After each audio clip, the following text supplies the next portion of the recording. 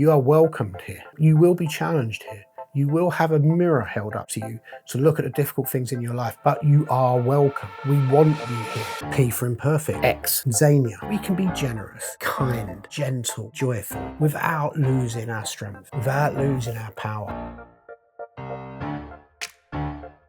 And I know what you're thinking out there. You've been sitting there waiting for these, thinking, X, what could it possibly be? What ingenious word in the English language is Laurence going to find that starts with the letter X that is an important stage of the men's personal development journey? Well, it is, drumroll please, Xenia. What? You haven't heard of it? I bet I know what you're thinking as well. I bet you're thinking, you haven't heard of that either, Laurence. You just Googled it and found something. Well, you'd be right, because I did. Xenia. It's an ancient Greek word. And luckily for me, it does fit in perfectly with a men's personal development journey, because it means hospitality. But it doesn't quite mean just hospitality as we know it. It means generosity. It means making places ready for your guests. Right? There's a very beautiful flower named after it, if you want to Google that. But yeah, it's an ancient Greek concept of making spaces ready for other people to come so that your guests feel welcome, and then being generous with them when they come. How can this be important? Well, if we're looking at trying to build caring communities, places where people feel welcomed, where people can be vulnerable and therefore need to feel welcomed, then preparing our spaces for them is the perfect thing we can do. It fits really nicely. A man I work with a lot, especially around issues around diversity. He's very involved in the Mankind Project. He's got a great TED Talks actually called I Know Why the Wind Rush, about Windrush. And I work with him a lot, especially on anything around diversity. And I always remember that one of the first things that he said to me when we were looking at how can we help the Mankind Project, UK and Ireland, be more accessible to harder to reach men, he said, Laurence, if you invite your mother-in-law around, you tidy up the house, don't you? You change things, you fix things so that it's a welcome place. You might go out and get the food for them that you know she likes, you know, because you want her to feel welcomed. And that's the thing with spaces. You know, one of the issues with diversity and within men's groups is it's all well and good to say this group is open to all men. But what work have we done to make it open to all men? What are we going to include? What are we going to exclude to make it a place for all men? Because it's very different saying, oh yeah, we welcome someone here, you're welcome here. But if we haven't prepared the space for you, if we haven't been compassionate enough to be generous with you so that we can make it as accessible for you, then then are we really doing it? It's just a statement. It's just saying, yeah, you know, the police force done that for years, didn't it? Yeah, we really welcome black and ethnic minorities in the police force. Yeah, not a chance. Were loads of men from those groups going to go and join the police? Because it clearly wasn't a welcoming space for those people. Now you can say it, but is it really? And that's with men's groups, and I focus on men's groups a lot because I see them as a sort of macro. If we're serious about building community, and as you know, whenever I talk about men's personal development journey, I say community actually is at the part of it. You know, a lot of what I talked about being witnessed, a lot of what I talked about building space where men can be vulnerable. It's all about building community, and for me, the micro of the macro of a community starts with a men's group. A group of men around me who are going to challenge me, hold me accountable, hold me when I need to be held. If that's the micro, then how do we make those spaces inclusive for all men. So they are really inclusive for men. Well, you know, a bit of hospitality and generosity wouldn't be a bad place to start, would it? Normally it's with challenge. Usually it's met with challenge. Oh, so what am I going to have to change so this man can come? Don't see it as you having to change anything. See it as hospitality, see it as generosity. You know, when your mother, quite rightly, when your mother-in-law comes round, you clean the toilet, right? That's not, oh, I have to change my toilet for those people. No, that's cleaning up, right? So it's nice when people come in. That's what we could bring to men's work. That's what we need to bring to men's work in a way to make it more open to all men of difference, is a little bit of, I talked about compassion before, a little bit of compassion, a dash of generosity, and a bit of hospitality.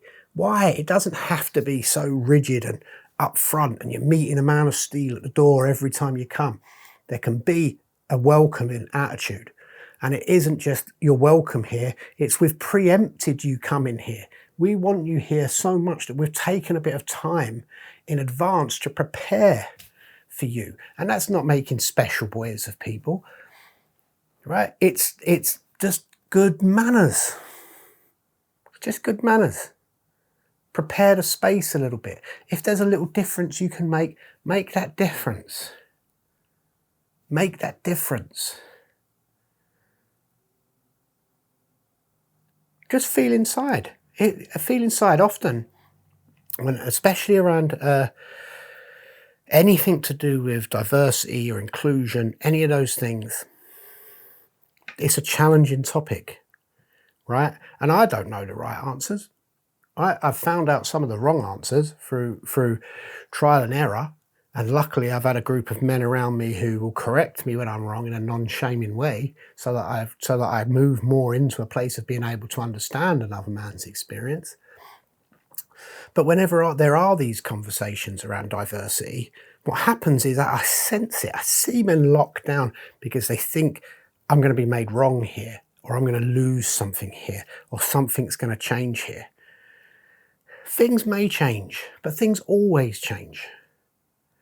So if we meet it just with a bit of compassion and curiosity in ourselves, and then we meet the other person or the other people that we're talking about from that place of compassion and curiosity, so that we can extend hospitality and generosity to them, right? We're going to create a different space. And we're going to create a space where, yes, there's going to be to and fro and some things are triggering, but there's also lots of healing. But we ain't going to get there unless we start preparing spaces in advance, right?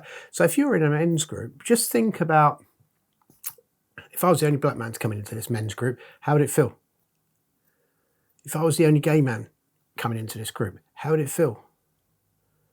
Is what we talk about here, you know, welcoming. And I'm not saying we have to go all woke, although what's wrong with being awake? But we don't have to go all woke with this stuff, right? But a bit of hospitality, generosity and compassion ain't going to go far wrong, is it? You would want to be welcomed if you turned up somewhere. So would I. And that doesn't even go to, and that's just looking at it from the angle of diversity, right? Look at it from the angle of just the human level. You're running a men's group, or you're running a program, or you're doing something. Just imagine what it's like to walk into your space for the first time. You know, I've started noticing there's these sort of habits that come up with men's group. You turn up, and the first thing that happens, you turn up to a men's group, the first thing that happens is someone says, right, men, let's circle up, we're going to check in. So you're just asking men to become vulnerable straight away. You don't know what day that has had. You don't know what that person's going through. If that's their first time, they may never have been to a men's group before. Just walking through the door might have been such a huge thing for them to do. Make the space a little bit welcoming. Maybe offer the man a cup of tea or coffee first. You know, if he's a new man, make sure you're the one who goes over and welcomes him. Hello, I'm Laurence, how are you? Could I make you a tea? Is there anything you want? it doesn't have to be all challenge. It doesn't have to be all bravado and machismo. There's a gentleness we can bring. There's the new macho. Go and read the poem, The New Macho by Boyce and Hodgson, right? There's a new way that we can be, where we can be generous. We can be hospitable. We can be kind. We can be gentle. We can be joyful without losing our strength, without losing our power. This equation of cast iron, the grill, the granite of masculinity, yes, you need that sometimes, but sometimes it pushes people away, and there's something gentler that's needed. There's something that says you are welcomed here. You will be challenged here. You will be held here. You will have a mirror held up to you to look at the difficult things in your life, but you are welcome. We want you here. That has to be the message that we get out in men's work. Surely the message has to be, you are welcome here. Otherwise, what are we doing? Okay, so X, nearly said Z then. Xenia. Look it up. I'm so disappointed that you used it and know that word. I mean, I speak Latin, so it was easy for me to find that. It confuses people when I go into McDonald's and I order in Latin. And I don't often get what I was asking for. So maybe there's a bit of work for me to look at that. But anyway, keep connected, keep doing the work. See you all soon. Take care. Bye.